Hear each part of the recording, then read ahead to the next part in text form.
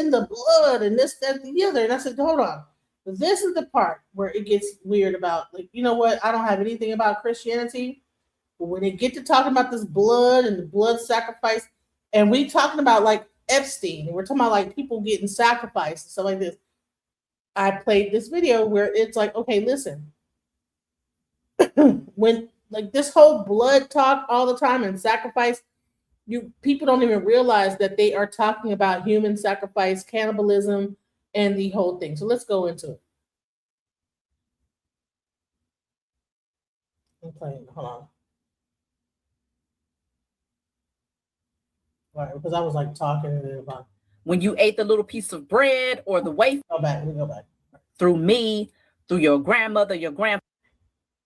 Sorry about that, because I was talking and didn't know I was not even live. Adding to these. My bad, guys.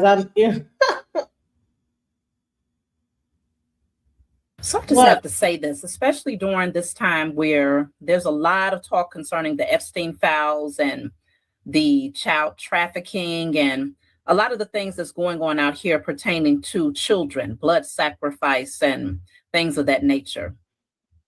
What we have to realize is that these beings have been offsetting their karma for a very long time through the masses, through you, through me, through your grandmother, your grandfather. And a lot of people don't realize how much of a important role you played in a lot of the sacrifices that have been done. Now, this is important because a lot of people are still adding to these rituals through their own personal rituals that they are performing and don't even realize that these are rituals that are directly related and tied to the sacrifices that have been happening behind the scenes. When we went to church, and I say we because I also partook in this. When we went to church and performed communion every first Sunday and drank the blood, whether you drank grape juice or wine, and ate of the flesh, when you ate the little piece of bread or the wafer, you were participating in human sacrifice, cannibalistic rituals. And by doing this openly and not when they had you say, I drank of the blood, I eat of the flesh, and we did those rituals, we were also saying that we support those types of rituals. We were putting out into the universe that these types of rituals were in fact righteous. They were in fact holy. They were in fact the very thing needed to connect you to the source, right? What they call God, what they call Jesus. You gave your consent every time you performed that particular ritual. So when these wicked beings behind the scenes was doing the same ritual, but using real flesh, real blood, they looked to you and said, but the majority are okay with even the idea of it. Because you didn't just eat a piece of bread and say, well, I am breaking bread. You didn't just drink that wine and say, well, I am drinking wine in commemoration. No, you ate the bread mimicking the idea of flesh, a human body, which was supposed to be the human body of Jesus. You drank the blood, which was supposed to represent the human blood of Jesus. You wore the cross, which would be representation of the very tool that was used in order to hang his dying, bloody body. Many people have participated in these rituals unknowingly, and this was the major component that helped to offset the karma of the powers that were, the wicked evildoers behind the scenes who have been doing this for far too long.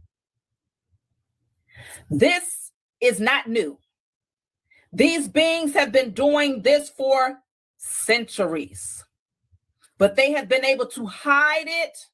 They have been able to create illusions. They have been able to do spells, rituals behind the scenes to keep you asleep, because as long as you continue to support cannibalism and the drinking of blood, as long as you was uttering this out of your mouth, knowing that that is what you was partaking in, for them, that said that they can continue to partake in doing the real deal behind the scenes, because you openly confess that you agree with doing these types of things. So now, hopefully, those people who call themselves Christians that have been partaking in these cannibalistic blood drinking rituals, hopefully now that all of these things are being openly exposed, and people can no longer say, well, that's a conspiracy theory, or you watch too many movies, you read too many fictional books, or your mind is warped, you're crazy, you're XYZ. Now that the truth is being revealed, hopefully this will awaken people so that when they step in front of that pastor on Sundays, every first Sunday, they will now know that if they decide to partake in this particular ritual, they have now sealed their fate. It's one thing to do something when you are asleep and you have no conscious understanding of what you are doing, because many of us did it. I partook in those things way back when, because I thought that I was doing something righteous. I thought that I was doing something that would commemorate the sacrifice that Jesus would have made to have his life taken, right? Not recognizing that he was sacrificed, meaning killed. If this was a real man, right, that actually went through this, which there were many Christs that was taken out. Many Christ. A Christ is a true speaker. A Christ is someone who has higher consciousness. A Christ is someone who comes in to help shift the narrative so that you're no longer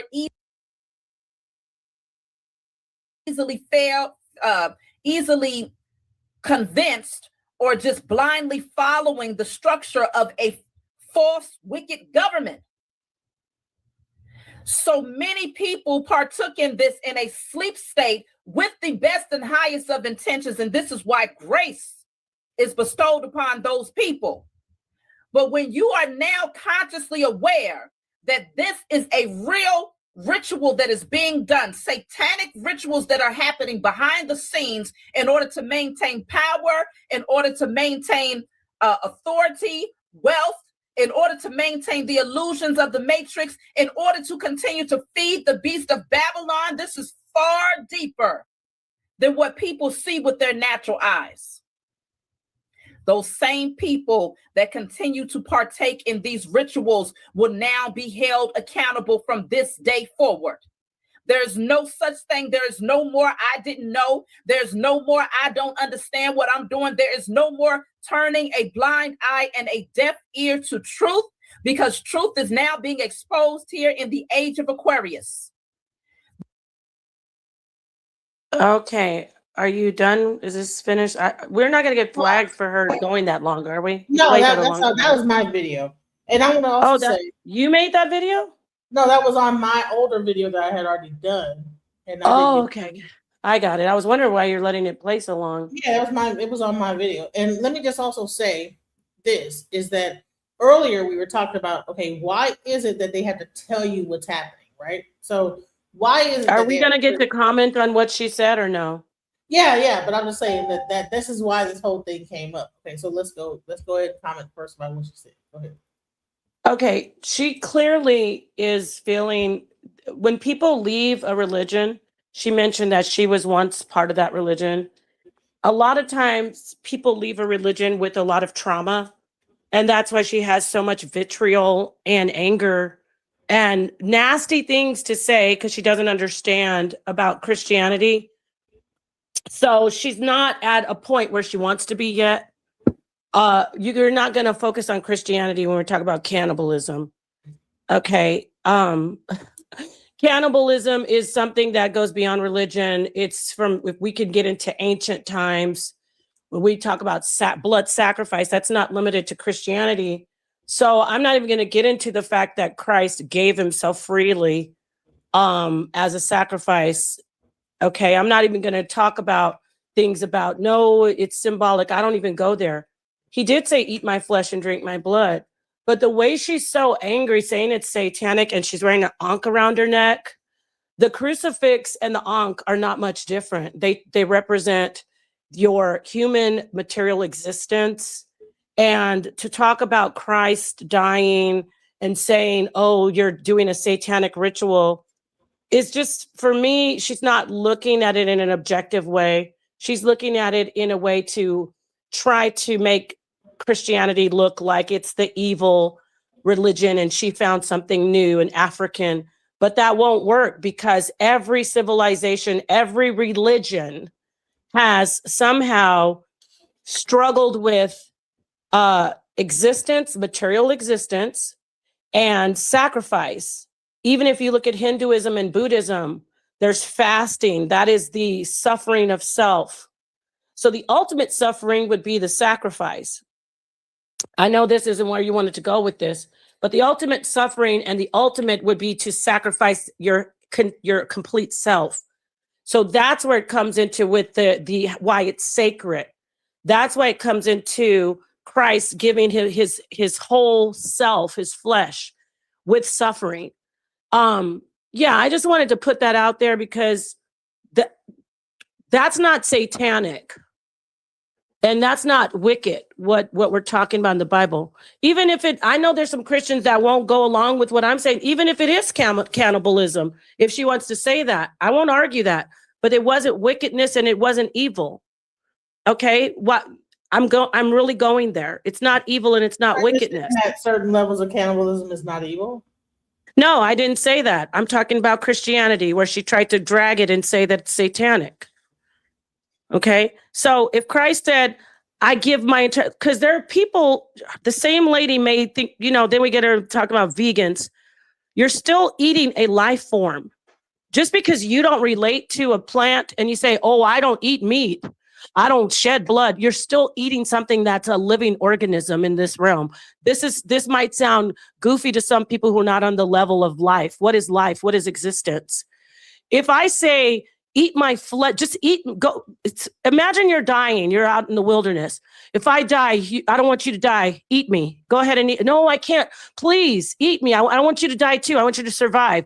It's on that level. It's on that level of extreme love, extreme sacrifice.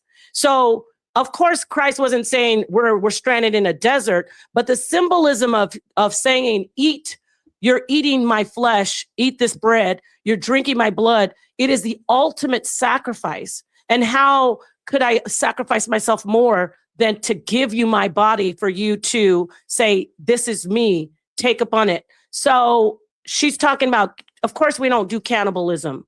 You don't eat people. That's evil. If I go out and just kill people and eat it. But if you're looking at a religion and you're talking about the ultimate Messiah, the ultimate sacrifice is the love of Christ, and Christ gives his body for us, and Christ gave his blood for us.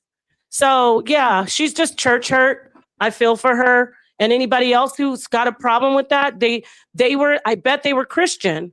I bet you were Christian. And you want to attack Christianity, you can't call Christianity satanic because of the sacrifice of Christ and the Eucharist. That's not fair. The blasphemy of against Jesus Christ, Savior, calling Christians cannibal for taking the communion, which Jesus did the Last Supper symbolically as we do today. She has blessed me, report her hate. I don't know. I don't know. The sentence didn't make sense, but so drink and eat it. All right. But this is the thing. We're so worried about cannibalism. We don't do cannibalism now, but we're talking about survival. Let me move away from Christianity. Way far away. I'm not talking about Christianity anymore, everyone. I'm going to talk about this thing about cannibalism. It's not the cannibalism that these people are doing that makes it so wicked. It's the murder. It's the killing of the innocent, taking someone's life without any regard for it. It's not the fact that I eat a piece of steak. You get what I'm saying? The meat is the meat. We're talking about what you've done to that person. You've snuffed their entire existence out. That's not right. So I don't want to dwell on it's vile. I want to have that for the record. It's vile to eat another person, but that's not the most evil part of it. The most evil is that you tortured and murdered somebody for your pleasure who didn't want to die. So we can't compare that to Christianity at all. Okay. So here's another question I wanted to ask, because people were talking about the fact that, people have to let you know what they're doing, right? It kind of came out in the earlier when I was talking about this. And I was like, okay, so what do you mean you have to let someone know what you're doing? Like, so imagine, okay, you have all this stuff going on and they have to put it in a film, or they have to put it into what does it mean that they have to let you know? Because based on a karma, are you aware of that whole thing where they have to let you know what they're doing? Like, what I always hear this, right? So the elites are doing something, they have to let you know based on, they put it in a film, put it on The Simpsons, put it on this, because they can't do it behind the scenes. They got to let you know what they're doing. What do you right? That's a spiritual thing, like as far as magic and different types of how do you say, things that people do. It has to connect to your consciousness, or it won't be your reality. So you hear about when they say you have to let a vampire in. You have to, not just vampires, any spirit, you have to invite it in. You have to give it the okay. Even if it's brought to you subconsciously, they have to let you know, even if it's hidden, but it's there. If it's clandestine, they still are giving it to you in plain sight. You have the responsibility to figure out what you're accepting. So that's the thing about that. If they don't let you know, then the magic won't work. If you don't allow and accept the spirit, if you don't accept the energies, if you don't like magic, if you don't accept the energy, then how can it work for you in your reality? How can it even work? So, yeah.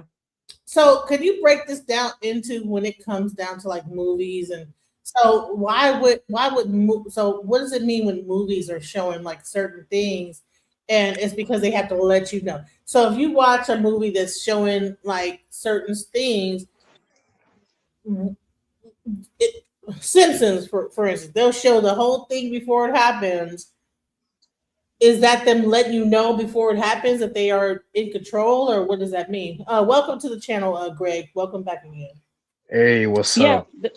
Pete, the Simpsons are, he's like not a gatekeeper, but he's one of the people who put out these subliminal messages, but yes, basically like a signaler. He signals, okay, to those who know, almost like they're taunting us, but yes, he does put it out.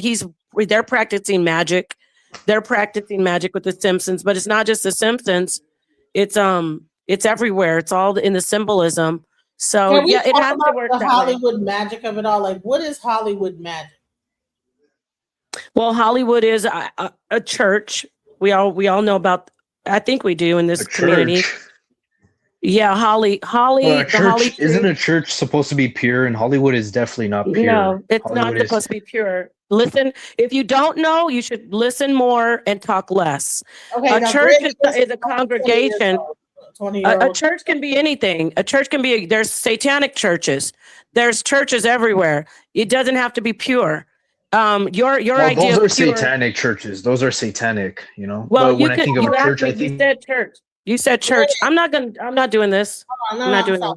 Greg, don't. I was talking and it's weird.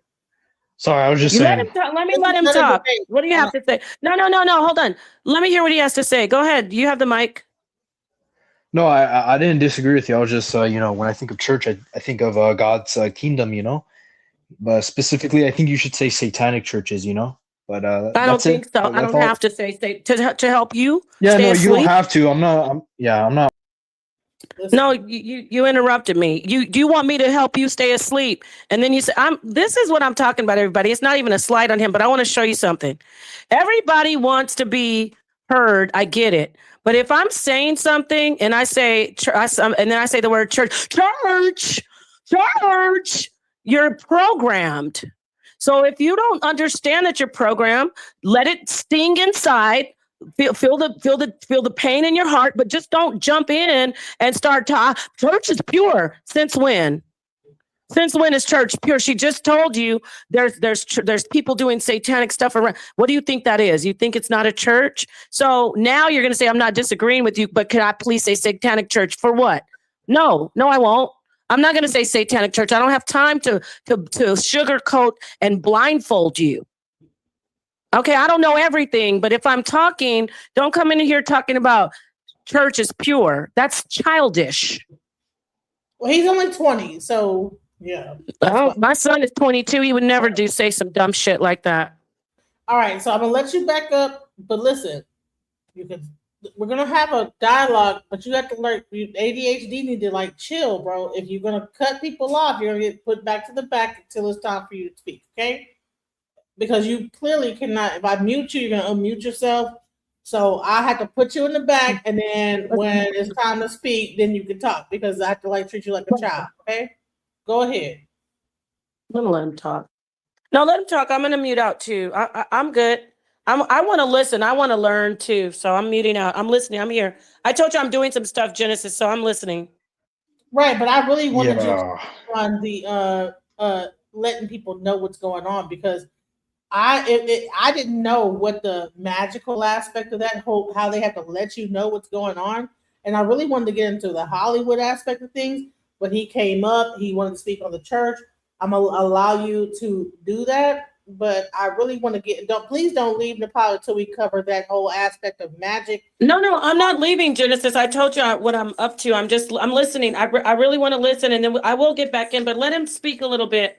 I don't want anybody to have their feelings hurt. You know how I'm a little tough sometimes. Right. Go ahead. No, you're okay.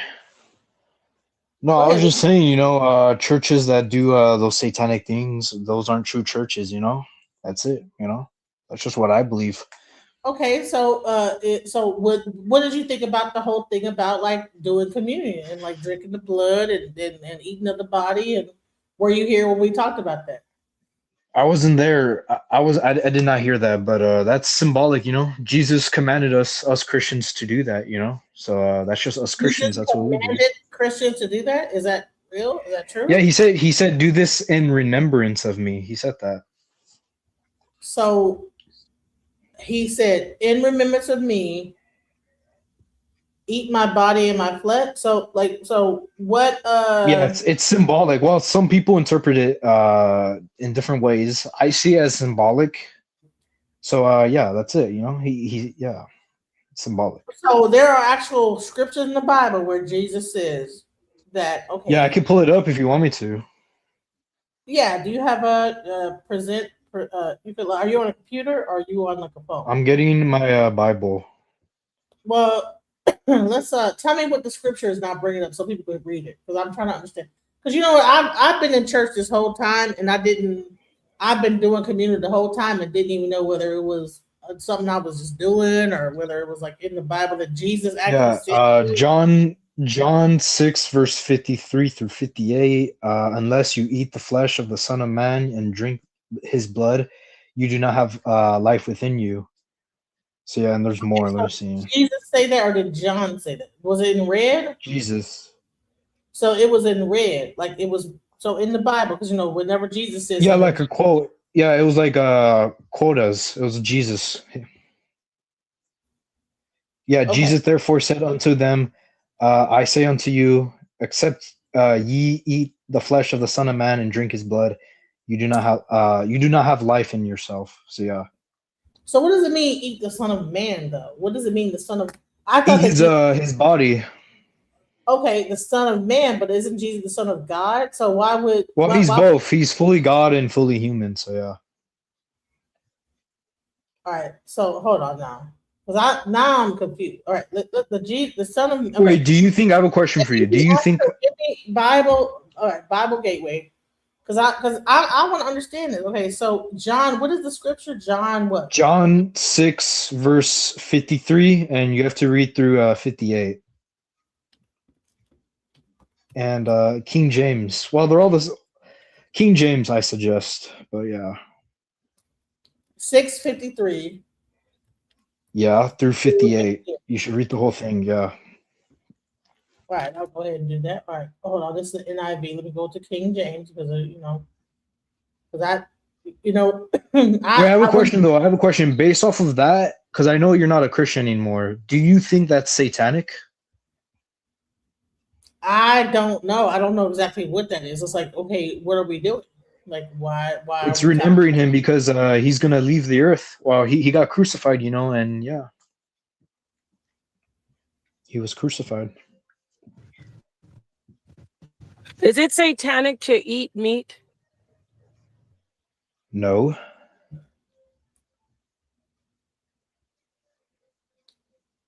Okay, so all right, so because you weren't here when we were talking about this before. Okay, so what happened is I was playing a video We Where don't there- eat where- each other. We don't. where the lady said, We don't "Hey," eat people. right. So You so- do know so- that there are people. Can you hear me or no? Yeah, I'm listening. I'm sorry. Yeah. Can you hear? Do you know there are Wait, people can you in guys hear Papua? me? Okay, there are people in different cultures like Papua New Guinea. They eat their dead, and it's a sacred thing. And they also eat flesh. They eat humans when they. I'm not saying I eat humans, and I don't want to eat humans, and I don't think people should because I grew up in a society where eating humans is very, very taboo and vile. But in Papua New Guinea, they have indigenous people. They eat their dead. It's a very sacred ritual.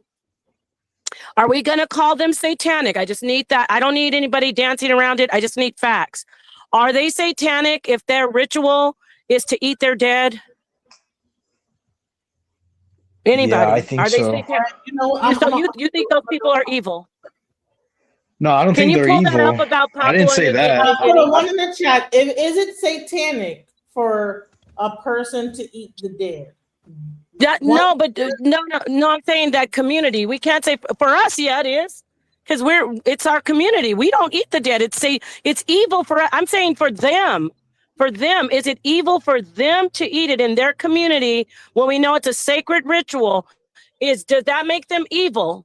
I just want to answer with that specific question. I'm going to go to this first, okay? All right. So is What it they're okay? doing for is evil. Papua New Guinea, one, if it's okay, and two, if it's not. I get the chocolate first, okay? If you're not starving to death, why would you? The Old Testament contains information on what we should, like only fish, fins, what to wear. So the Old I'm not talking Testament- about the dietary laws. Well, I know what the dietary laws are. See how they went back to the Bible?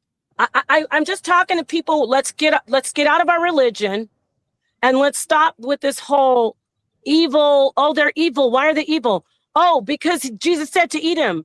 Okay, we're gonna It's get out of our cannibalism. religion and out of our.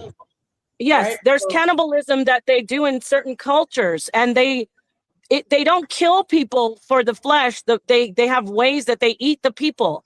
I don't think it's right. I got to keep saying that because there's a lot of knuckleheads that will try to say I'm saying it's right. I don't think it's right, but who cares what I think?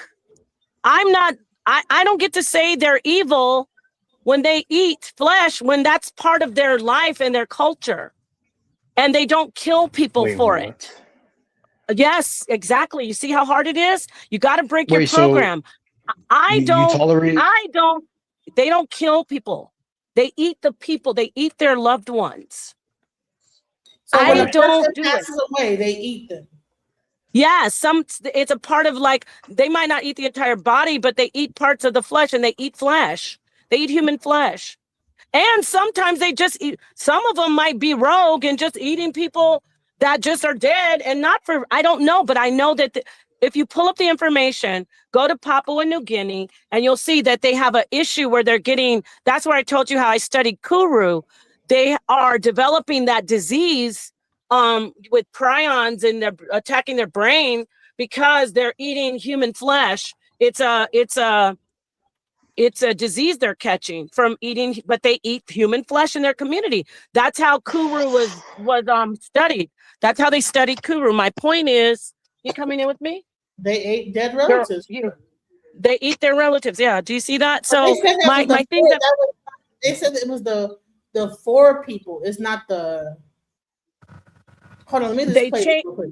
they stopped eating it because they were dying. They were getting a disease. But the point that I'm making is that is a very strong part of their culture, even if they stopped doing it because they were getting sick. All right, let me play this real quick. Let's go. They ate their I dead know. relatives, not as punishment. Yeah, I know it's bad, Papua New but they Guinea, didn't know the 4 people. it's not healthy. Like When someone pork. died, the family consumed the body, brain, organs, flesh, everything. Women and children did most of the eating. They believed it kept their loved one's spirit alive in the community. Then they started dying. A disease called Kuru from eating infected brains. Thousands died. Entire villages wiped out. They stopped in the 1960s. The practice ended. Exactly. But it helped Thank you. science discover prion diseases. Follow for Bingo. more cultural history. So let me say this. Hold on, hold that thought. Hold that thought real quick. Let me say this. So you see how cultures develop things? Because pork. Oh, we can't eat pork because it's evil. God said it's evil. No, it isn't evil. It's making us die. It's making us die. Just like cannibalism isn't evil. People started dying from it. So I'm not saying it's good to eat them. My point is with the whole evil thing, like, oh, it's so evil. We need to break out of that and look more objectively. Of course, it's unhealthy to eat people. Of course, it's unhealthy to eat certain things. But the evil part, now they're knowledgeable. I bet you they still practice it, but they don't do, they're very careful. They probably eat They the brain, the thing that like caused them to die. They might eat the prions, yeah. yeah. So I wanted to just point that out by saying this whole thing about, and again, the Christians aren't with me because they don't like, I agree that is cannibalism when Christ is saying, eat my flesh and drink my blood. I'm not going to play with that. Oh, symbolic, blah, blah, blah. No. The highest level of love in we're talking about ancient civilizations before Christ. Before Christ was in what do you say, like 30 or 29 when Christ was here. I'm trying to say like 29 AD, before he was crucified. Let's just hypothetically, if you don't believe Jesus was real, that's on you. But before that, in like BCE, let me tell you something. We have food everywhere now. People had to fight to live and eat. If you're dying, you're starving to death, and you see a person that you don't know, that you don't love, you don't care about, you don't want me to finish the statement. But let's be real. Cannibalism in ancient times is looked at differently than it is now. And it's not, that's where they started, and blood sacrifice, eating people, all those things that were so, oh, that's evil, that's so wicked. Yes, now it's evil because we don't kill people and eat people. Now it's evil because we know that we get sick from it. But is it really evil? Is it really evil? And I'm not pushing cannibalism. What I'm trying to do for you and all the idiots in the chat, I am not even looking. Oh, this lady, I'm trying to help you break a program. The evil part, see these elites that are doing all this, they know the evil, they think you're going to focus on the cannibalism. Let's focus on the torture, the stalking, the preying on people, the torment of the mind, the abuse of children. You know, they usually don't even kill, they don't even kill the children right away. They keep them for a long time, from childhood all the way up to adulthood, messing with their mind, fractaling their mind. They call it MK Ultra. Just all of these fractally, like, I'm nice to you, then I abuse you. I'm nice to you, then I abuse you. I abuse you. I play games with you. I isolate you. I humiliate you. Humiliation rituals. That's the torture. That's the evil. And if we could focus on that, It'd be way better, than just always focusing on the play stuff that's right on the blood sacrifice and eating the children. What about the mind abuse? What about these kids that get in Nickelodeon and Disney, all these childhood actors that are just, their minds are destroyed. Their souls are sucked dry, like Britney Spears. All of them. And then Michael Jackson is one of the number one. Bob Hope. Oh, he was a high level handler. He used to abuse those Jackson kids. He abused Michael Jackson, abused his mind. Janet. Let's talk about that instead of always talking about the stuff that's on the surface. I'm not saying we can't talk about cannibalism, but let's talk about the MK Ultra, the sex rituals, the mind eating their minds, not their flesh. What about how they ate their minds? And if you guys don't want to, that's fine. I'll just sit back and listen. No, you're 100% right, because they did let the kids be, kind of torture them before they did this, because there's a certain level of adrenaline that they can get off of that, and and it's the same thing with Mumia. If you ever heard of Mumia, Mumia was when they actually went into the mummies of ancient Egypt. They put that into a powder and was using that mumia powder to so-called be elixir and this, that, the other, and having hallucinations and healing themselves with it.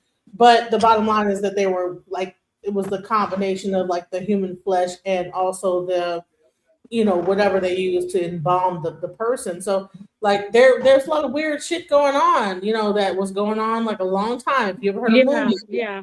That was a weird type of pseudo elixir in the 20s, 30s, and 40s. But let me talk to you more about this too. I want to ask a question. Who's worse off? You and your best friend, or you and your sibling? You're together, and you watch your sibling get unalived right in front of you. They're torturing both of you, right?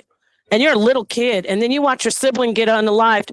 Who's worse off, you or that person who got unalived? You are, because you got to keep that in your mind forever. And that's what they do to these kids. When you talk about torture rituals and all these freak offs and snuff films, the kid that's there that survives becomes destroyed completely in the soul. And then that's when they go in and they do whatever they want. They possess that child. They reprogram that child. Go get more kids for me. Bring them to me. And those are the kids that become that. That's the Giselle Max. What's her name? Ghislaine Maxwell. Oh, yeah, Ghislaine. Yeah. That's the Ghislaine. She's the one who's worse off than the one she watched die. The two kids together, the two girls. She's the one.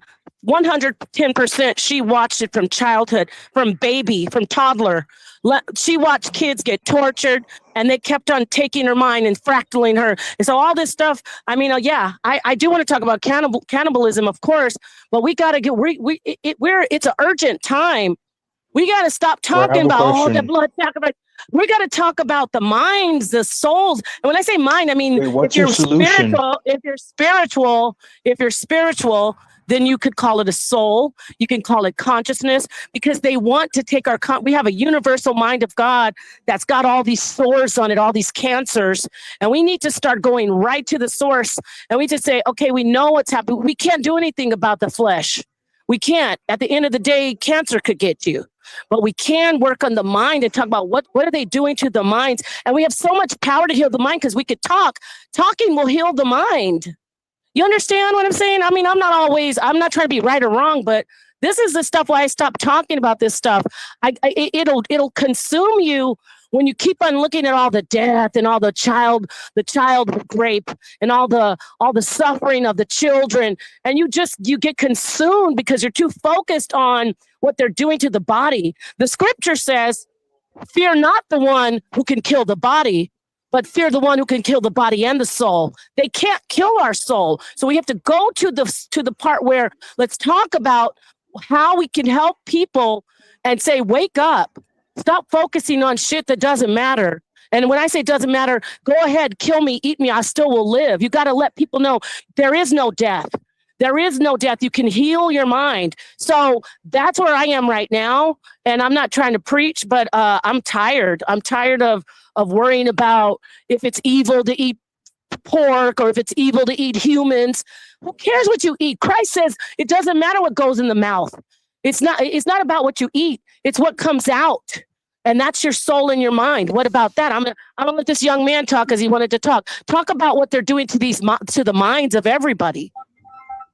Yeah, the problem I have though is what's your solution? It seems like you're all talk, no action. What's your solution? Yeah, well, you weren't listening, young man. I said we got to heal our minds. This is what it is. You know, I can talk. You know the magic of a Heal our word. minds? I can talk. Guess what? I can talk to you, and you will live. I don't have to come over and put a Band-Aid on you. I don't have I don't to. think that's give you- true. I know because you're not listening. You're not. No, you're not. because Let you're me not ask a you a question. prophet. Can you go? You're not Can a you go rescue? prophet. Let me ask you something. I'm not trying to be a prophet. I'm just talking. Can you go You're save? talking about healing these kids? people like a prophet. Can you go save these people? Can you go find these kids and say rescue them physically? No, you can't. I mean materially, because we're all physical. There's metaphysical, is a spirit. Can you rescue these kids? No. Do you have the power to start a war? No. But your words and your mind, when you jumped in here talking about, oh, church, what do you mean church? You got to heal your mind. You got to think past, oh, their cannibalism and all the blood. You got to think past what they're doing. Because they want us to react to bullshit. They want us to react to the child grape. They want us to react to them eating flesh. We want to get in there and we want to heal our minds. We want to let them know, guess what? Death isn't even real. You can't take, that's what Christ said. He said, when I get on this cross, you're not taking my life. I'm laying down my body, but I'm going to be resurrected. My Father's going to resurrect me. He's saying, you can't kill me. So anything you do to me, I'm still going to be strong and I'm going to rise above because you can't kill me. So you think that I'm not doing anything because you still want to sit up here and talk about blood sacrifice and eating babies. And that's fine. We should bring attention to it. Which But is you don't wrong. want to fight. Of course it's wrong. It's wrong duh. to do that. We could agree that it's wrong to do that. What are you going to do about it? What am I gonna do? I'm gonna Yeah, what are you gonna do about it? tell our politicians to stop hiding the files, you know? So you're going to tell them something, right? I like what that Biden guy said. She's No. absolutely So Looney you're going to Tunes. tell. So you said the thing you're going to do about it is you're going to tell them something, right? I'm gonna try. So you're going to do exactly what I'm doing. You're going to talk about it, right? Now you're talking about spiritual. I'm talking about physical. No. What are you going to do? Are you I'm going gonna go go rescue? to Washington D.C. Are you going to rescue them? I'm gonna go to Washington D.C. and tell AOC. I'm gonna tell all the politicians, Democrat, Republican, to stop hiding the files. It's that simple. Good. So you're going to talk to them. Good for you. Just like we're all And doing. if We're they don't talking. listen, then a war is gonna have to come out. You know. What war? What are you talking about? Don't play games. See, this is Civil where war. you're insulting the victims. You're going to have a war? How? I'm fighting for the victims. I know you exactly. How are you going to have a war? You have weapons to fight the government? Yeah, we have guns. Our Second Amendment, our constitutional rights. I'm done talking to him. He's ridiculous and childish. Like I said, No, you're there's somebody in the ridiculous. chat that- You're No, a conspiracy you wanna theorist. You have no talk about facts. guns? You're You wanna comparing talk yourself to about guns? Jesus. You're So comparing yourself. Let me just say this: is that Wait, no. Before you say this, Dude, I she need to went tell on him for the like scripture. 40 minutes. Hold on. Yes, because you don't like it. Hold on. She asked me to come No, on here. because Number one, you number sound two. like a retard. Number two, he's a child. Let me say this. You're supposed to I'm not a compare child. yourself to Jesus. Jesus said, compare yourself to me, He was fool. perfect. We're not And perfect. Jesus said, be ye dummy. perfect like your Father in heaven is perfect. Yeah, Christ and we said can't that. be perfect. Christ says, be ye perfect You, like got, your you gotta Father in read your heaven. Bible, miss. No, Hey, sir. just the script. Wait, Genesis, don't do it. Hey, Let little us- boy, the scripture says, Christ said, Colored be ye woman, you have to read your perfect. Bible because you're not And educated. the Bible says, be ye perfect like your Father in heaven. And that's That's the impossible. Bible. It also says we have all fallen short of God's glory. Jesus said, be Every ye single perfect man, like your every Father in single heaven. woman. You notice and he that's scooted impossible. past that. You notice he scooted past Does that. it say- does it say in the Wait, Bible? how do you respond to? Wait, don't mute me. How do you Jesus respond said, to? "Be We have all perfect." fallen.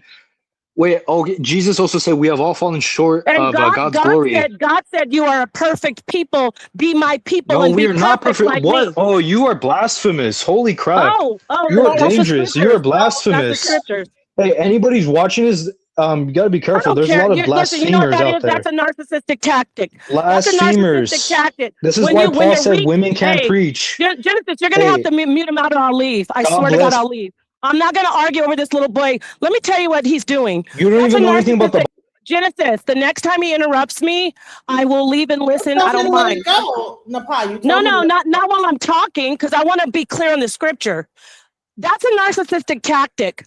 When you start saying everybody knows, the people all agree, that's what narcissists do when they're getting weak and they're being exposed. Nobody's worried. I don't give a damn what everybody knows. The scripture says, be perfect as your Father in heaven is perfect. And it also says you are a perfect people chosen and I put you up. You are a very unique people. You're not a big in number, but I chose you. I'm paraphrasing. That's the scripture. So he's mad over something triggered him. He's mad because I don't know. I said something about cannibalism. Some bothered him. Maybe I triggered him because he's done something in childhood. I don't know. But everything I said was aligned with saving people and fighting against the powers that be. And you don't go tell on the internet, especially, we're going to get guns. You sound like a little toddler. And you sound like, and you're a criminal, and you're going to lead a lot of people to their demise. Tell them, let's go get some guns. Now I'm going to stop talking, and he can get up here, but don't tell me I don't care what everybody says. Number one, but you sound like a complete narcissist with that. Everybody knows and everybody says. You don't like it, fine, but don't tell me what everybody knows and what everybody said. Well, he left. I think that I put him in the back, and then he left. But we have Unlocked Nation. Welcome to the chat. Welcome. First and foremost, I do emphasize what the lady is stating. There are already people marching in the streets because of the Epstein files coming and released. Some of them are getting erased for obvious reasons. Pam Bundy said something, and it kind of triggered me in a sense that she stated that if she incriminated everybody that was on the Epstein files, then the whole system would collapse. That means that any and everybody that was included in those files, including the president of the United States, they proclaim that Israel is also responsible for the deaths of many, many women and children. So it incriminate them as well. Me personally, let the whole world burn, to be perfectly honest with you, as long as the truth comes out. But there's ways to do that. There's ways to get the message out. There's ways to get the word out. Having guns, you don't own any guns. They do. You may have guns, but you don't make the bullets. You don't have the clout or the base to go to retreat to when you need to retreat to. They're already poisoning your water. They're already poisoning your soil. So who do you go to? What do you do? If this were to come out years and years ago, because this has been happening for decades, it's just not coming out now. It's just coming out now. And the only thing you can do is just raise your voices and raise awareness, just like everybody else is. You remember No Kings, right? Do that and follow up with something that will make the government shake. But everybody needs to be in alignment. Everybody needs to be in an agreement. That's the only way to get things done. And I yield the floor. We had someone come up and then they left. Come back up.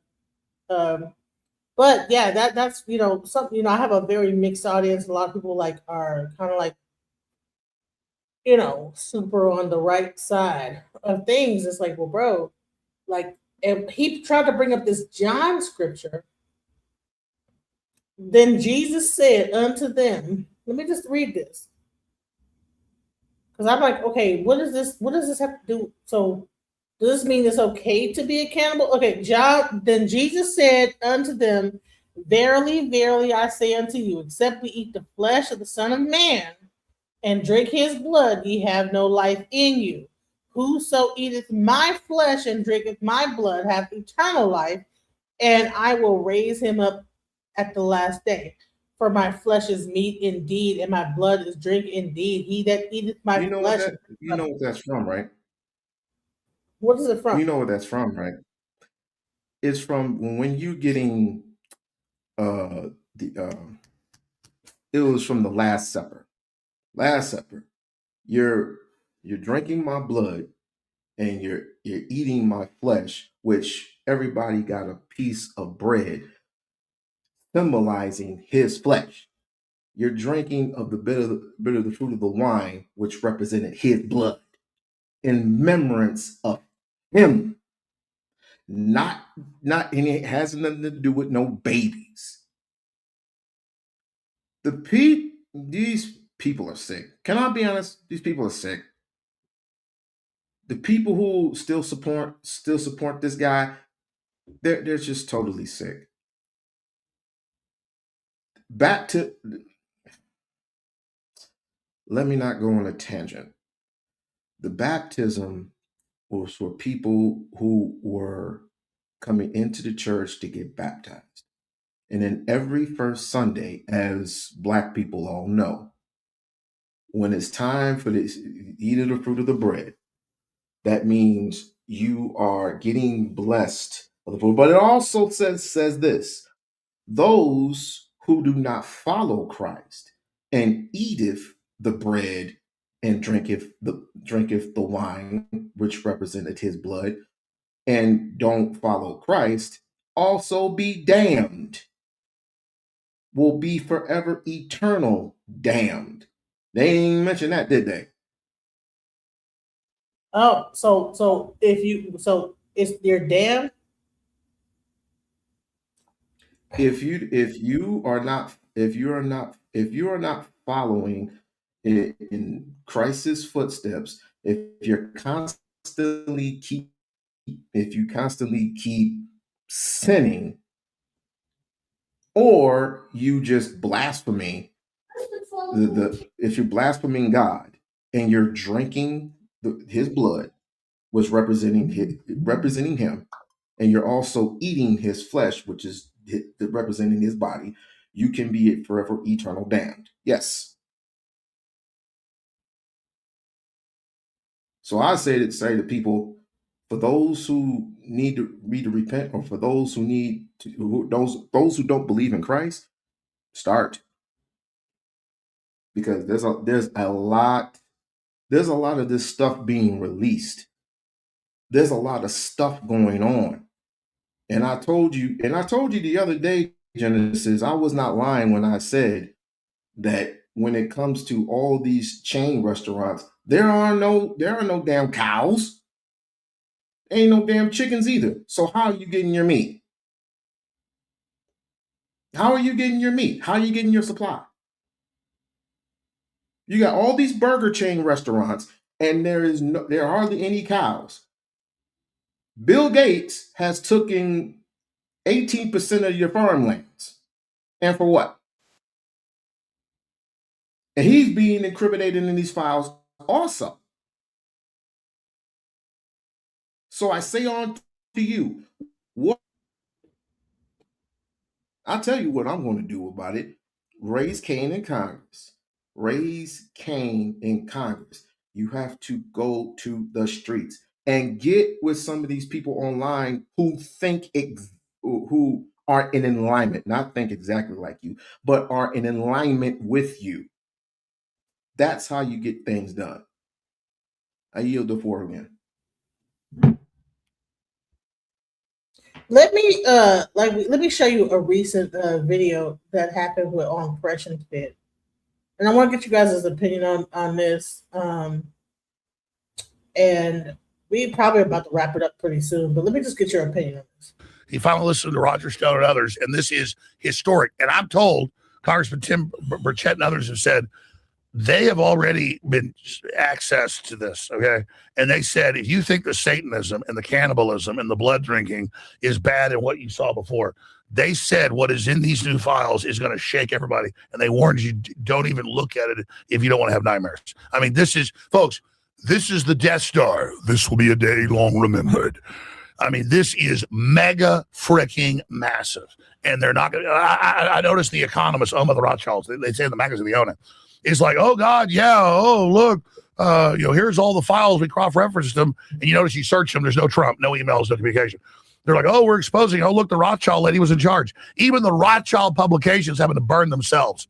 So this is rats leaving the sinking ship. But here's the danger. What do you guys think? And I'll shut up and go through all the pieces. No. What do you think they're about to pull now that this is going down? Because the deep state, they got codes to bring down power grids. They got all sorts of networks. They got all sorts of, terror groups they're funding. They got weird white supremacists out in the woods. No, seriously, you saw famously Maxine Waters say, there's Trump's training white supremacist militias and all. No, They got all sorts of crazy groups, radical Islam groups, all Hezbollah wound up, ready to go. So I'm saying we're in a maximum danger right now because Trump just dropped the fucking hammer, man. The nuke. He just dropped the fucking nuke. Yeah. So where do we go from here? Because that has to be the headline. Trump just dropped the fucking nuke on the deep state. Trump just took the gloves off. Trump just fucking manned up. Trump just leveled up. And people don't fucking get how huge this is. This is mega motherfucking. Okay, that's as much. Yeah. This is mega motherfucking. This is your show, bro. Well, I don't normally do this. This is fucking awesome. This is everything we wanted. And let me tell you, they ain't getting out of this. I mean, the stuff. I was driving over here just looking at the stuff, and your crew's always been doing small talk. I was kind of like, I mean, it's just cannibalism, murdering kids, delivering sex slaves. I mean, it's just. So you tell me what I want to show. God, I mean, this is. Dude, I'm actually got it right there and then information. Let's do the show. Let's go. Drop it. Like I said, I'm tired. I'm dead. But I said, look, there's certain times you got to just, we got to make it happen. You know what I mean? Yeah. So holy crap. Well, as hot as your girlfriend is, I can just look at her. Gotta wake up right away. Everything. Who he would then organize to be the handlers of the other girls. So he used women. Yeah. To control all the other slaves. Yeah. No, it was crazy how he had this layered system because I went through the West Palm Beach case file stuff. And he'd get these high school girls, recruit them. They'd do the massage, whatever. And then they'd get other girls and you just pay them all. And he kind of it was how he would insulate himself. That's what so him and Glenn would be first. Then he'd get the other girls. Then they would do all the work and getting all the other girls. So he's a real pimp. Kind of. But like a super pimp. Yeah. They still laughing about this shit. It's like it's fucking funny. It's not fucking funny, bro. It's like, what? The shit's not funny. They were eating kids, bro. And here's the thing. I did a whole show about how China does the same thing, but it's out in the open. When people get picked up by an ambulance and a helicopter come, they know that person. Slave trade. Yeah. So, but in America, it's still undercover. But the more that they make this thing, how they're putting out in the open, they could end up being just like a China where, hey, a person get picked up, if you in an accident. And next thing you know, a helicopter come down and take your body away, and then that person never exists again. That's exactly what's happening in China right now to this day. By the way, just so you know, in China, you get in an accident, helicopter come down, take your body, you never see that loved one again. So, but I just want to say something before because my live is in a few minutes. For those, I've heard it all, right? I've heard it all. And seen most of it. Mm-hmm. People would tell you that he could be a part of the cannibal elected thing. He can be a part of child molestation. He can be a part of all these sinister things, right? But just as long as he does right for me as far as the economy goes. Oh, as long as he's getting rid of immigrants. As long as he's getting rid of immigrants. Illegal immigrants. So they focused on that, hyper-focused on that, but then just this... very narrow-minded mentality. And I wouldn't be shocked and appalled that, it's, I mean, the devil's at work. The devil is at work. But the only way to fight this is, like I said, get with other open-minded individuals, such as yourselves, excuse me, and get together and form a coup and start protesting like there are people out in the streets right now. Like right now. Honey, I'm not supposed to go out in no streets. You already know what happened with niggas when we go out the street. It becomes all about us. It's not just black people, it's white people too. But when we get out there, it becomes they hyper focus on black people. That's the reason why we haven't been a part of all this like protesting and all this other crazy stuff, because we already know that we go out there and start protesting, it becomes a black on white thing. They forget about all the white. That's why I'm kind of glad that we didn't get involved, because you got to see like them begin to hyper focus on. They forget about Jeffrey Dahmer, right? They forgot about Jeffrey Dahmer. How he was putting black people in refrigerators. They forgot about that, right? Yeah. So how is it a black and white thing? No, what I'm trying to explain to you is that when we go into protest, right, we become the target. You're talking about Jeffrey Dahmer eating black people. I'm talking about like the government, whenever there's a protest going on, and then it's primarily about like, okay, if we were to have gotten into this ICE situation, you would see a lot more casualties. You only see 2 right now. If we were involved with that, you would see way more, because that's what they wanted us to do, is get involved with this. And the next thing you know, they're like off at a bunch of like niggas. You know what I'm saying? So I'm glad that we just kind of stepped away from it and let them fight that battle of that. So you could see, oh, okay. You know what I'm saying? And that's the reason why they're pulling out, because Minnesota's primarily white state. Mm-hmm. They're already trying to go into Chicago, and you already seen how the Chicago's like, no, we're not fixing to let that happen. But when you start getting into those black areas, you have like the Black Panthers trying to mobilize, even though the guy wasn't really a Black Panther. You have people like that, and the next thing you know, you're gonna have like a real war, real civil war. So it's best that it ain't our fight. Even though I believe that we should, like, I'm glad that we're doing it online, like having this conversation. But for us to be jumping out there and getting on the groundwork of it, we will become the primary target, period. We already know this. At some point, you're going to have to say when. When.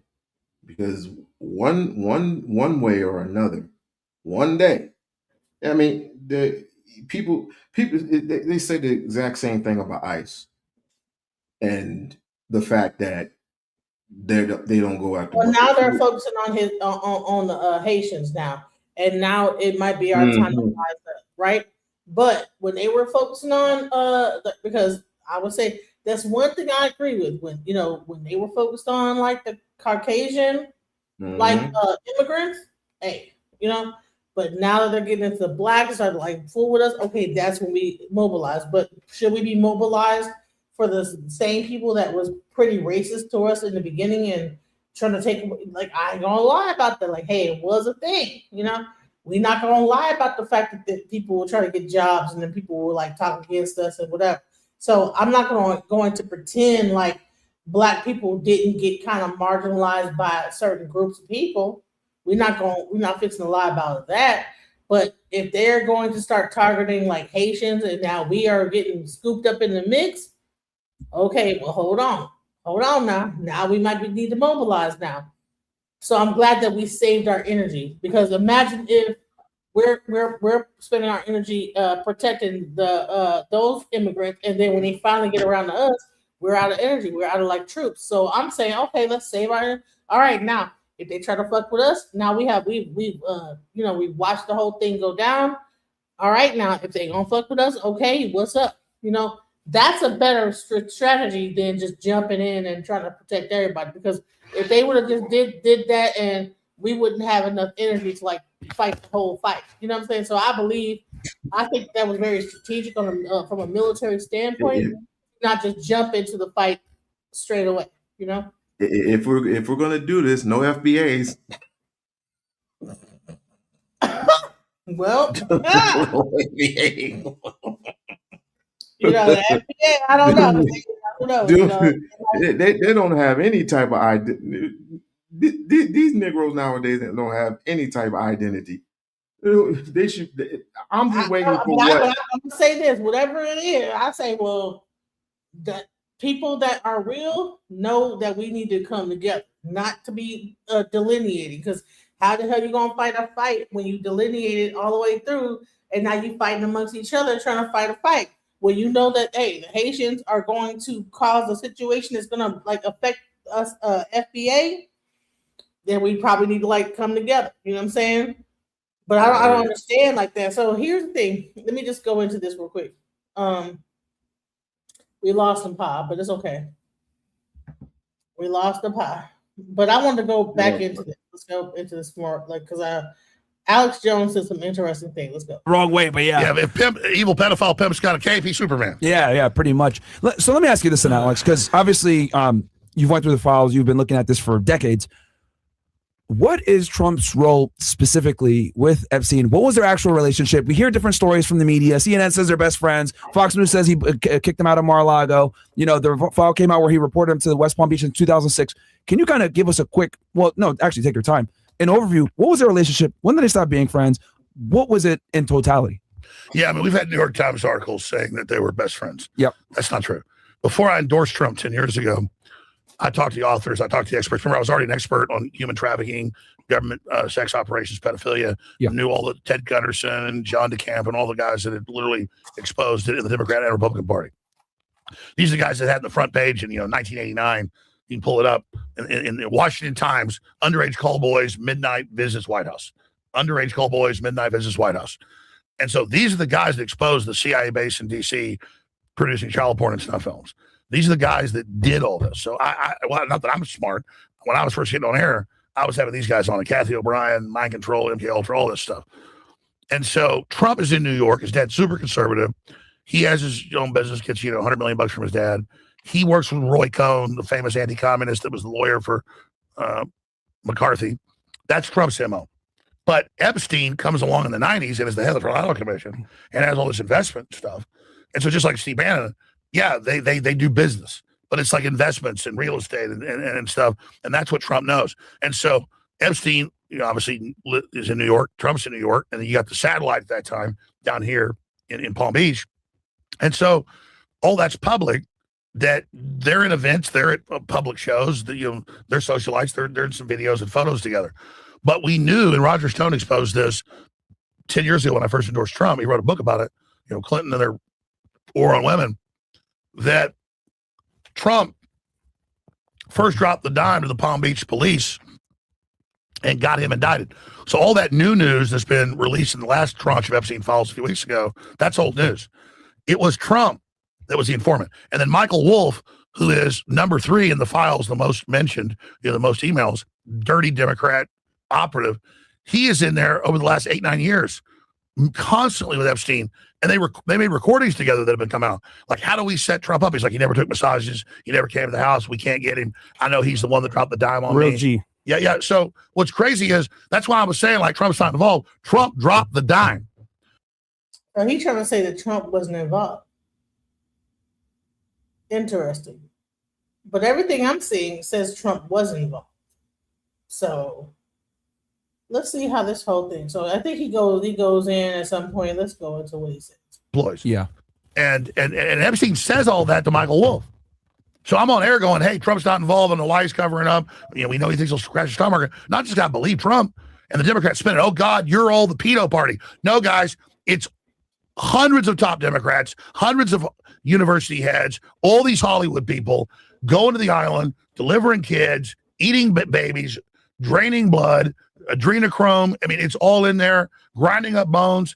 I mean, it is, they are, but what else do they do? They just put on this confidence act, puffed up. And hold on, can we also talk about the fact that who was the different, just regular people, even delivering these children up to them.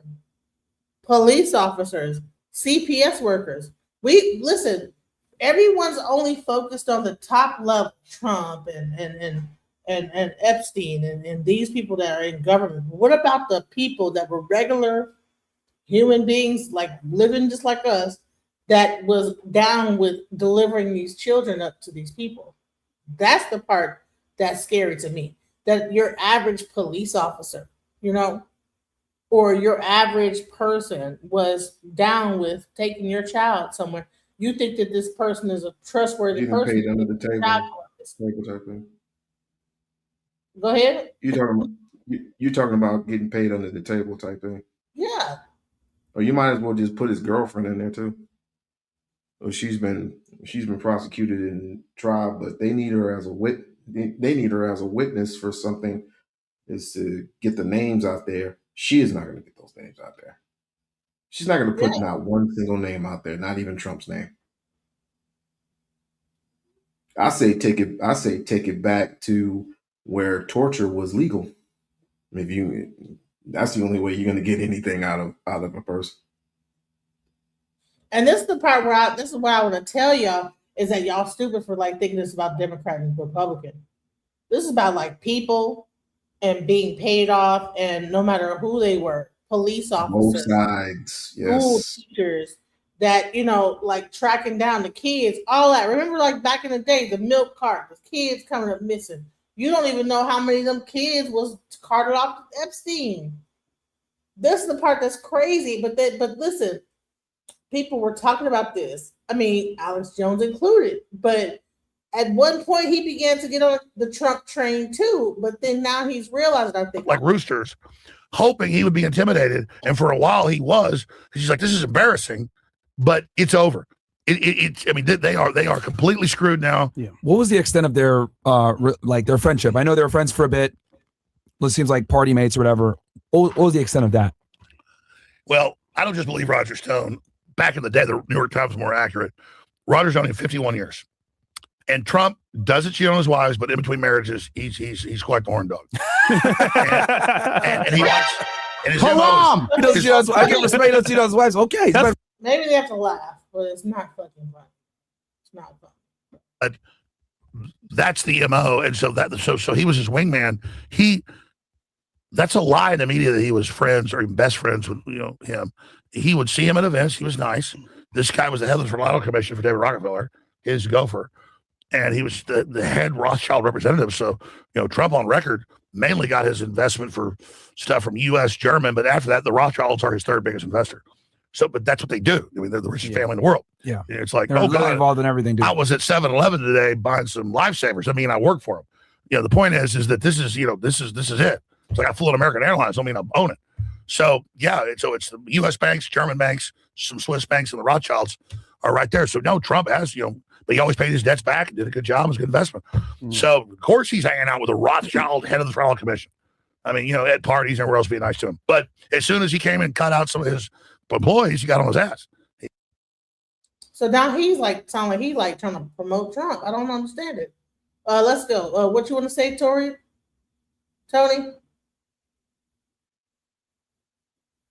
You gotta hit the unmute. How you doing? Hey, how's it going? All right, everything is good. All right, I just wanted to meet you. And I just wanted to say one thing. I'm gonna let you go back to your video. Just like how that guy, whatever Greg was coming up saying, oh, the women, I said, be quiet. And that's them gay Europeans that wrote that stuff that tamper with the Bible. The woman is the first teacher. So just for everybody in the chat, don't listen to nobody when they tell you a woman can't be a teacher. A woman is the first teacher. That's all I wanted to say, though, Genesis. You get back to your video. Okay, thank you so much. Mama is the teacher. Your mama's the first right. Teach you how to do exactly. So how you say the woman can't teach in the church, but the mom is the first person to teach the men and everything. Come on, huh? Exactly. Talking about the mom can't teach. And Wolf talks about it. Epstein's like, yeah, he was right on my ass.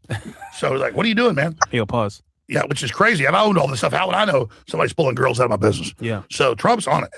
And but that's what year was this roughly when he I'm trying to remember. This guy is just booty clapping for Trump, and I don't believe it. I like, dude, what the fuck? Yeah, he's like a Trump. I don't know. I think that maybe him and this guy, what's his name? David Icke might be having some points of contention. I don't know. They might get to argue with each other because I don't think that David Icke believes that Trump is just 100%, you know. Cool. Right. And Alex Jones got that Trump following, so you know he got to keep that going so he can keep getting that whatever he's like, you know, that money and that support from them. Right, because I'm like, dude, why is he up here just booty clapping hard for Trump? And you know, everybody on my channel, I was booty clapping, but I don't even like to say the words booty clapping. But honey, that was a booty clap. You right though. He cheerleading like a motherfucker for sure. He is. Well, no, Trump was. He can barely what happened to his voice, bro. There's someone his ass in the throat. Right. He talking to the nigga lying so hard his goddamn throat was seizing up on his ass. Lying so hard his like the ancestors was cutting your throat off. Nigga. Right. Alex Jones is a lying ass nigga. Like they cutting his damn voice and his everything off. Like, bro, let's right. No, we're not fixing to do that shit. Let's go back. Let's go. That these evil demonic forces that are driving this human behavior is a part of a spectrum. So as we see, we're like, why is Epstein love war so much? Why does he want to provide weapons to a murderous government? Why does he want to have these demonic pedophilia rituals? It's all the same because war, you can feed on souls in the same way as pedophilia. So that behavior is just expansive. Do I understand correctly? Yeah. And by the way, the guy I was talking about just now, you mentioned his name, Lord Mandelson. I was going to say Lord. Yes. I couldn't remember his last name. Lord. Yeah. Lord Mandelson. Yeah. They're trying to get him to drop the Lord and be thrown out of the House of Lords now. But, you know, to go to including the whites turned jet black. Wait a minute. The whites turned jet black. Something caught my eye, and I looked across, and sitting behind the doors, why I couldn't see him, was Ted Heath, then the former Prime Minister of Britain, who'd just been interviewed on the live show and was waiting to have his makeup taken off. So I, you know, being a friendly bloke, I said, "All right, mate." You know, I couldn't stand his politics, but all right, mate. Yeah, how you doing? And what happened next? I couldn't explain, but I could now. He's looking at the mirror when I said hello.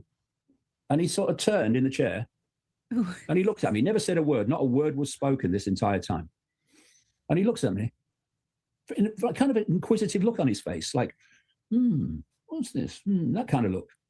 And then his eyes started at the top of my head. And then they went down to my feet and then went back again. And then he turned and looked back at the mirror, never said a bloody word. Now, what happened while what I would call the scanning was taking place? The entirety of his eyes, including the whites, turned jet black. Oh. And I'm looking at this, and I've described it as like looking into two black holes. It was like, you know, when you're having a conversation with people, you have eye contact. There's eye contact between you. Right. But he had no bloody eyes; they were black holes. And so it was like looking, I would say now, like looking through his eyes into another dimension. And what happened later was I was in America. It was 1996. And in a 15-day period, I met 12 different people in different cities because I was talking to nobody, but I was traveling and talking every day, who told me how they'd seen a human, apparently a human, turn into a reptilian figure and then go back again. And you're like, what? But what you don't do is just dismiss it unless you know it's nonsense. You think, oh, I'll wait and see if other information comes on this. And it did massively. Anyway, I had an appointment after I came back from America. So he's saying that they're like reptilians. Yeah. Man, that's crazy. Is real. Yeah. Before, so I think it's not all doom and gloom. Absolutely not. And where this goes from here depends on us. Yeah, I think you're right. I think, seeing the resurfacing of some of these on X, you've seen it over the past 72 hours. Oh, Princess Diana was right. She was telling us. She was telling us about these things. We had to wait, decades to finally see these things. And then Michael Jackson, all these other pieces of these stories. But then you're also seeing people like, man, I want to listen. My next show is going to be about Michael Jackson and what he was trying to tell you. Yeah, because people got him misconstrued. He was on point. Yes, he was trying to stop all this bullshit. Word. And just like the Princess Diana stuff, Genesis, when we was younger, they was like, yo, take her out, like out. What was she saying? Do you know what she was saying back then? I don't really know all the details, but do you know? You know what it was? You know what it was, Genesis? She was trying to get away from the royal. She was doing what what's her name? Meghan Markle, Harry wife. She was basically doing what she was doing, but the Markle not really in the family like that. She just came around when she got older. Diana was raised in that shit. So you know what I mean, Genesis? They was like, yo, listen, let's cut this out now because she know the whole story. Like she was trying to flee away. Oh man. Yeah, what do you see when that becomes the focus? I'm sorry, because I'm trying to find the David where he breaking it down because he be right. I'm like, dude, let's get to the point because he just got so much information, bro. I was like, bro. Yeah. And he be looking kind of crazy too sometime in the eyes. I'm like, okay, well, you're a reptilian. Yeah, because the queen, what's that, Queen Elizabeth? Yeah, she the one who sent that hit for Diana. She sent that hit crazy too. Wow, that's what crazy. Is the myopic view of what's going on, and then what is in that bigger picture? Whoa, well, let's get into that. On one level, it is a diversion of attention, but there is very good reason for that attention to be focused on the Epstein files, because like Jimmy Savile, Epstein is a gateway to the cesspit.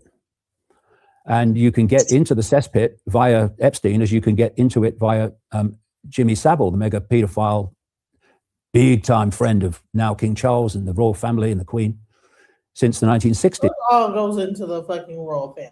That's what it really boils down to. That's where it all stemmed from. That's where it all stemmed from. When the pedophile Lord Mountbatten brought him into the inner circle of the royal family. So there's that level of it. But there's another level which I think is absolutely worth talking about. And hold on, isn't the royal family also the people that become presidents of the United States? Aren't they all related? You know what it is? Yeah, Genesis, and that family, that's like the one step down from like that Vatican. So basically, if you got any kind of dealings, you got to check in with them first, like before you like go anywhere in that like city and that round. That's basically like what that is. And you know what's even crazier? Because I'm trying to figure out what is the connection between the Jay-Z's and the Beyonce. Okay, the thing with them, you know what it is, Genesis? See, they not actually in the family, but basically they was like workers. So they was in like that Aaliyah shit and all it. Like they send them like for us, for our people. Like they'll send them because you know how they do, Genesis. Like we ain't gonna listen to no what they got to send people that look like you to get you. You know that go back from ancient times. You know what I mean?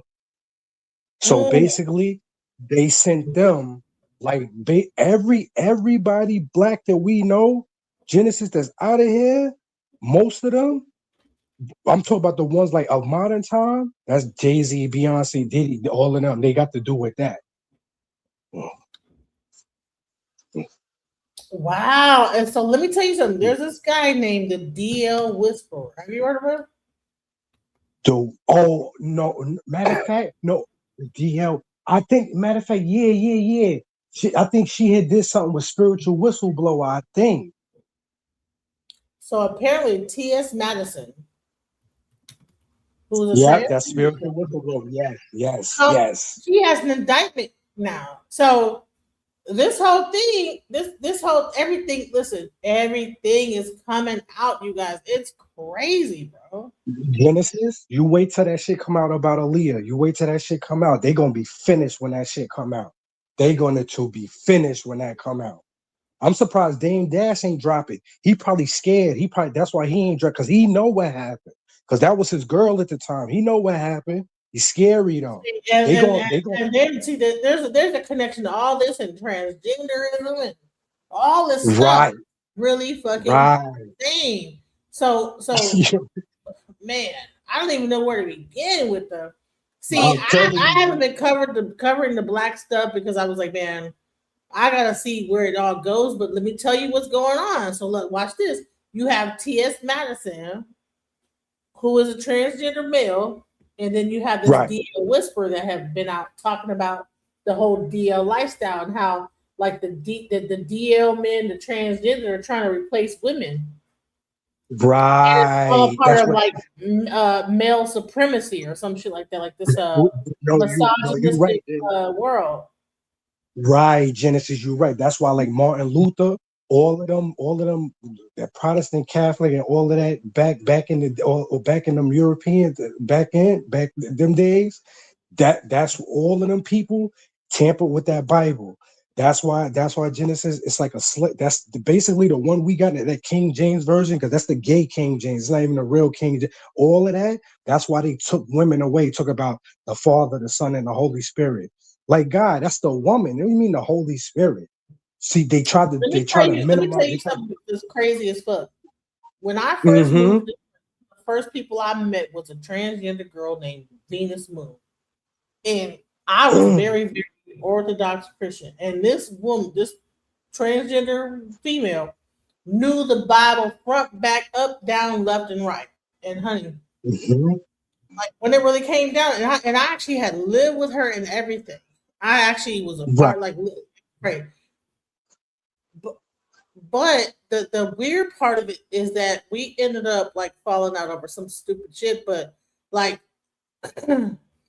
it's interesting how they're all interconnected. You know, they all know each other. The transgender community all are connected in some kind of a way, and how they're all connected to the entertainment industry. You would be surprised that there's actually transgenders that you don't even know are transgenders. I even heard that John Legend's wife is transgender. I've heard like a lot of crazy stuff, like, right? So let's get into this. Online beef between T.S. Madison and the DL Whisperer has escalated. Now, I'm sure you all know Maddie, but if y'all don't know the DL Whisperer, he is a content creator. I see him a lot over on TikTok. When I first began to see him on my For You page, most of his content was centered around informing and educating women on how to spot a DL man. Some kind of way a clash began with him and T.S. Madison.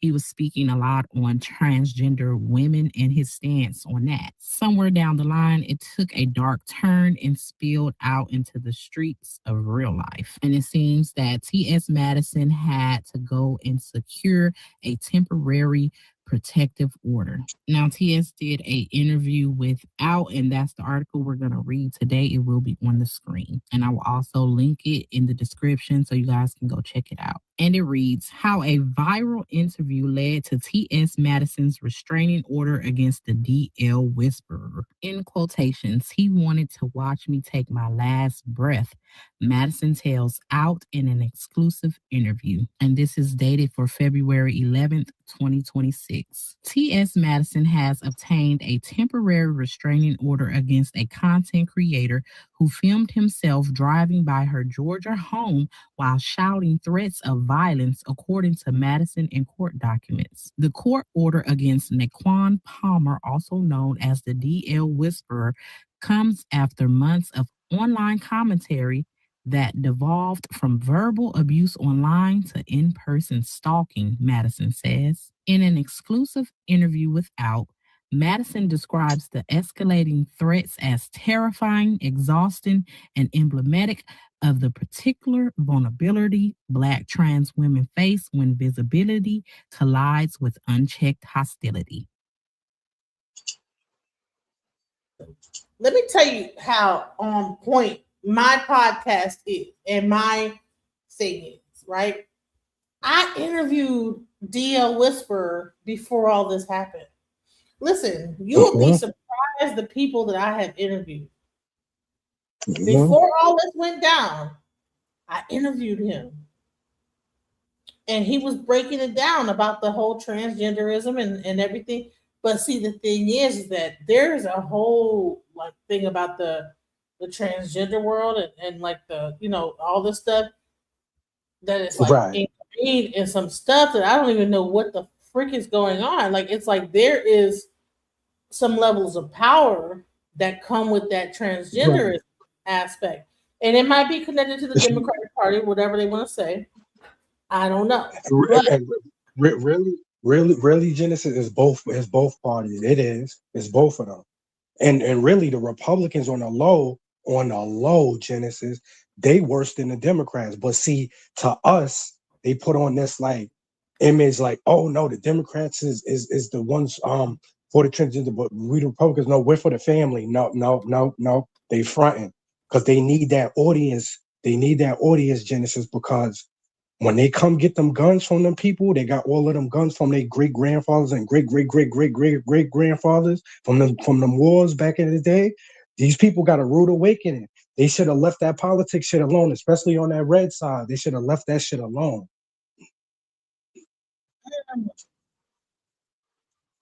Let me just show y'all how ahead of time though I am. I'm so ahead of time. Listen, y'all need to subscribe to my channel because I'm so ahead of time on this whole thing, right? Listen, how long did I interview him? 4 months ago. This is my interview with the DL Whisperer 4 months ago before all this all happened. But the thing is that people don't even realize that I can see things about to happen. Listen, I was there when Princella was about to blow up. I knew Charleston White was gonna like blow up with Princella. I can for some reason I get like a gift of like knowing when some shit's fixing to hit the fan. And guess what? I interviewed him. This is the interview here. Look. Right. And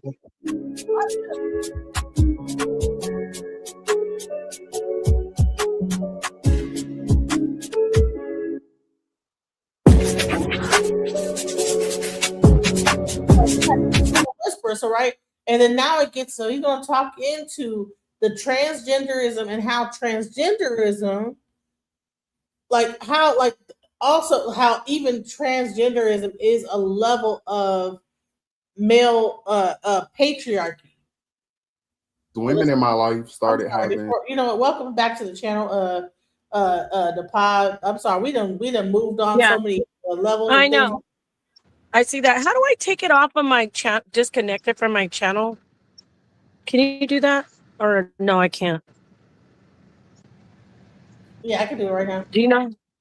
Yeah. Yep. No, I wanted to because I need to take it down because Okay, I'm about to take it down. I don't get the liberties that you get for some reason. Oh my fucking God. And and for everybody in the chat, I just want to let you, anybody y'all know that's big and famous in this industry, entertainment, whatever, big and famous, they involved in all of this. So all y'all idols, you're not supposed to idolize nobody. But if these people is big and famous, don't be like, oh no, they not in it. That's my favorite thing. No, if they had to climb up the ladder. So if they big and famous, I ain't talking about somebody who dropped one album and just no. If they name is worldwide, they in it. Right. And so here's the thing. So this whole so in the Black community, there's like this thing about transgenderism, right? In the white community, they're going through the whole Epstein thing, right? So we're having our own battle on our end about DL and transgender, while at simultaneously on their end, it's about child pedophilia. And so let me go into this whole DL.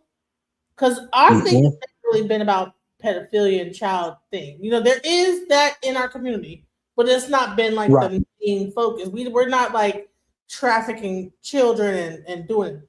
But what's happening is this whole transgenderism DL men, and then you have like that whole thing with like the STD rate raising, you know. More frequent issues with DL man, because at first I thought it was something that was more restricted to like gay men, because of course for a man to be DL, I guess like I always say, the women don't know, so of course they don't know that they're dealing with a DL man. So once I started seeing that my friends were having more encounters and getting pregnant by DL man, then I felt like I needed to come to the internet. But before that, you know, I did have an encounter with the DL man that I had, you know, a long relationship with. But and let me tell you something, this guy has had encounters with a deep like celebrity men. On top of that, so now like there's this whole blow up on on Tasha K, because he did a show on Tasha K recently. I interviewed him before Tasha K did. Right. That's what's crazy, is that I end up like somehow I know to interview this person. Like, no, this person, no, interview this person. And honey, I did this, and then now this dude's on Tasha K having a whole thing with T.S. Madison. Supposedly he's stalking her and this, that, the other. But what's really happening is he's calling her out. He's been calling. Yeah, you know who you and a bunch you know of who you like, Jennifer? Uh-huh. Yeah, you Jennifer, you like the Doggy Diamonds of this. Doggy Diamonds put everybody on. You know what I'm saying? And he did, and he was the one who interviewed all, like, just like how you did before they actually came up. But it's like he like low key, because he don't want like the you know, the fame and all of that. So people don't know that though. You know what I mean? Right. But I'm like, I'm surprised that how I'm still at the point where I will interview someone and then later on all this shit will go down. I'm still trying to figure out what the fuck is up with that. Like, how is it that I interview the person? I'm like, oh, you're just that you selling this, like, you about to blow up. And then when they blow up, it's like astronomical. Like, what the fuck? Yeah. And you know, Genesis, now that you say that you know that stuff is on the rise, that stuff. Now I'm gonna tell you something, Genesis. They're not gonna say nothing now, but it's in that shit that they put in their veins for you. You know what I'm saying? I don't want to get your chin, but you know what I mean. It's in that. Yeah. It's in that. Yeah, because it just happened to my grandmother in April, and I was telling my mom right before they dropped it in December 5. I told my mom, I was like, Mom, don't take it, because this is what's in it. You thinking you preventing it, but that you're putting in you what they telling you that what they preventing you from. And then when it happened, that's crazy, right? Right. All of a sudden, you go all through Houston. All of a sudden, all these cases coming up. And here's the thing: is that it can all be DL. It's something more going on. Let's go. It just ended in violence, so that was even more of a determining factor. It's like everything kind of happened at the same time to lead me here. Can you talk about the violent aspect that can happen when you're dealing with a DL man, and why do you think that it turns violent at certain times? Yeah. What do you think the reasoning for that is?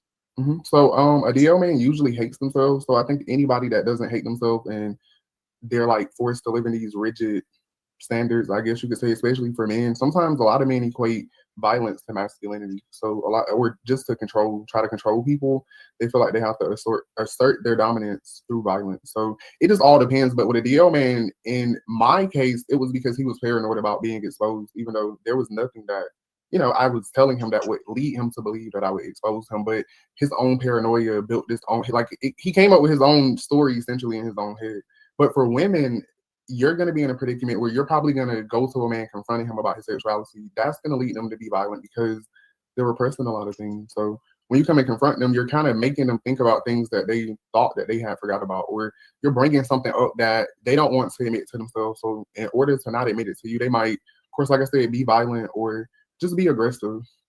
Do you think that there's some level of a jealousy that a DL man has toward the woman? Do you think that there's like a slight tinge of that, or is it just a hatred for the woman altogether?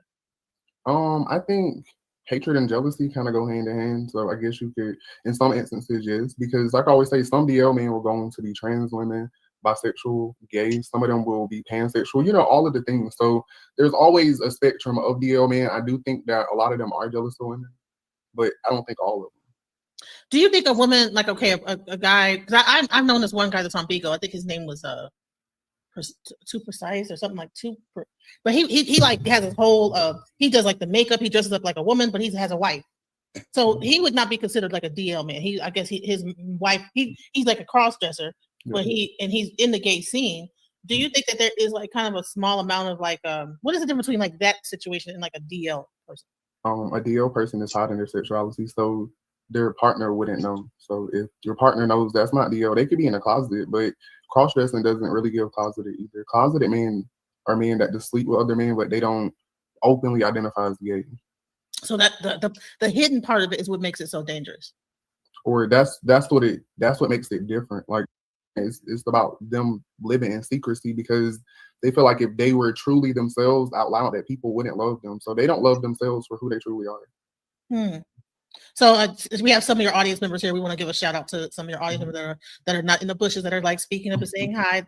Hello to the Facebook. And I listen. I did this interview 4 months ago. It's crazy.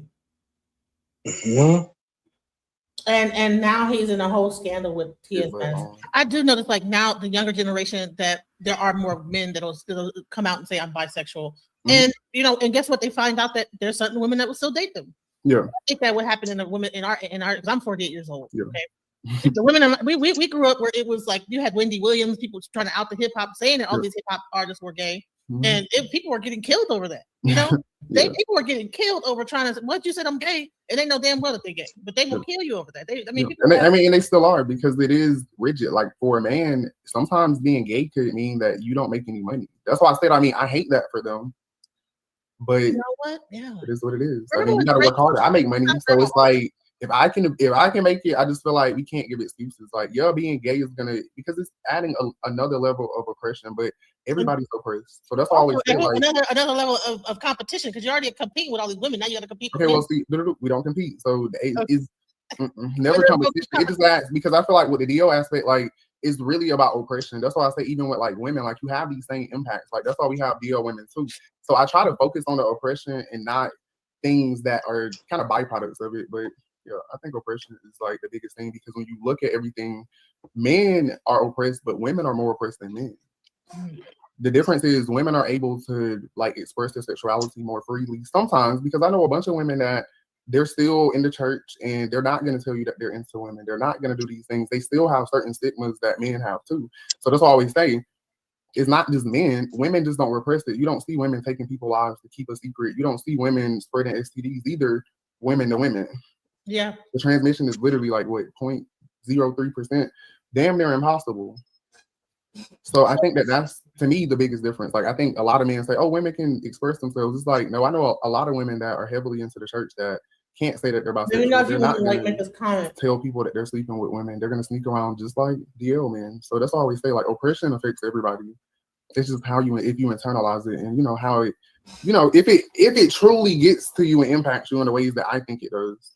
I wanted to play this video and I wanted to I wanted you to give me an idea. What do you think of this interaction that's happening in this video? Okay.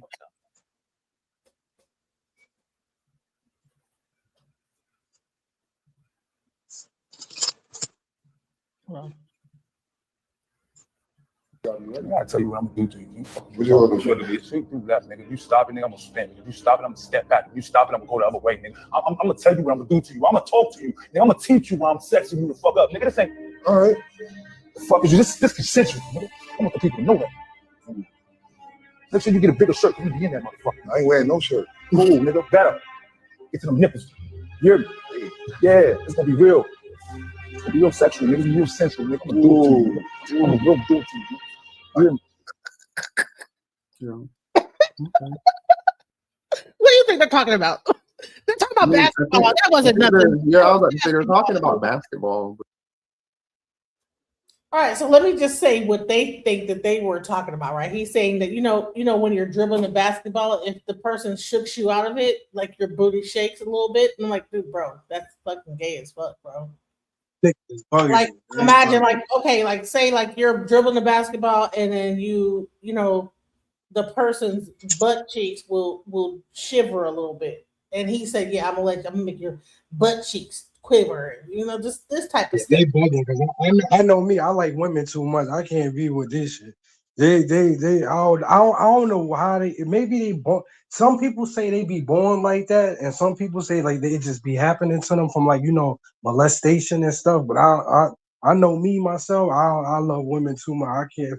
Yeah, I mean Genesis. I can't. I don't know. What is going on in sports that this is the conversation? Like, well, yeah, I'm gonna do it to you real nice. Oh yeah, Booty clip. that's I'm gonna make your booty and cheeks slap together. Hey, What? listen, I'm glad you said sports too, because see, people don't know. See, just like me, I love women's sports. Love it. I love it. Because my cousin was in the WNBA. So see, they be making a little narrative. Oh, women get back in the kitchen, they can't play ball, they all gay, lesbian. Huh. If they knew how much gay niggas was in the NBA, shit, niggas wouldn't even, they would be shocked. They would be shocked. Like, I think it's more how gay do niggas. two dudes talk to each other like this? I don't care what the fuck the conversation is about. Right. They're like, yeah, I'm gonna make your booty shake, nigga. Yeah, they talking crazy. Yeah, What the fuck, bro? Like, that should be. summation. And people, men that are insecure with their sexuality won't be able to watch a guy like this. That's why, like, when I did this show, I didn't even get that. Listen, when I did this show, and they knew it was the 173 views, bro. But now on Tasha K getting millions of views, right? Nah, you know why though? You know why though, Genesis? Because she another plant too. See, they pushing her. You know what I mean? See, anybody that got them numbers like that, Genesis, especially just like the other day, somebody was saying how Tariq Nasheed had like 500 something thousand. I'm like watching them, and she like, yo, he don't even got that much followers to be in them numbers. They don't even add up because he's a plant too. That's like just like how we was talking about that, like that FBA, yo. All these gangs, Genesis, they're gonna be labeled domestic terrorists. These MAGA, FB, any one of them. That's why. See, they think Trump is a puppet, and he's lining y'all up, and y'all don't see that. Y'all gotta stop Let me just falling say for this the real game. quick. This is a troll account. They tell you have like a G2A or a 123 behind your name. That's a specific person that just continues to troll me the whole time, right? You're 48 years old and you're interested in gay men, any kind. Come on, sister. What a grandbaby is that? What the hell do you mean? That might Genesis. What the fuck is that? Genesis, I could be wrong, but you know who I think that is? I don't know, but something just popped in me. I mean, I could be wrong, but the first shit that popped in my mind, Genesis, you know who I thought about when I seen that shit just now. Yeah, I'm like, bro, shut up, bro. That's who I think it is. Yeah, let's go. Yo, stop trolling, Genesis. Stop trolling. Right, stop trolling. Go get your teeth fixed, nigga. You too old to be online acting stupid. Amen. Go ahead. Yeah, I mean, I got turned on a little bit. I'm like, I don't know. I thought I was like watching two lovers talk to each other. I'm like, right. I mean, and you just ask yourself, like, why do they need to talk like that? And I mean, to me, those being professional basketball players for so long, I have this theory about athletes and how, to me, they're used, of course, to manipulate society. But I think that they have a bigger agenda because, I mean, if you're a male, because I know everybody always get mad when I talk about this, but if you're growing up in sports, to be a professional sports player, most people start from like a very young age. They're at it, they're in it. That's all they know. But okay, so behind the scenes of sports, where are women involved? Like this is not really when you get older, maybe, but for a long period of time, like you're being socialized around nothing but men. You're seeing men naked. You're in locker rooms. You're building these close bonds. You have to build trust with them. And if you pay attention to like music and other forms, like they're not promoting men to love women at all. So that's why I say like it's something deeper behind it that a lot of people don't think about. And listen, women that get your kids in the sports, don't just have your kids going and just let your kids go with these coaches and stuff. Because these coaches be doing stuff to these little boys. I'm glad, Genesis, I got out that shit. I'm glad I got out that shit early, and I got out that shit by mistake because I started cutting school with my shorties and started going to their houses. That's why I dumped sports. But these people that stay in it, like through high school and all of that, those be the main ones that turn into this shit right here. And then, because Genesis, they start going to all boys schools, Catholic schools for basketball. So they ain't around no women. So you know what I'm saying? They around men all day, 24/7. So then they start developing them. Then when they go to them parties, they be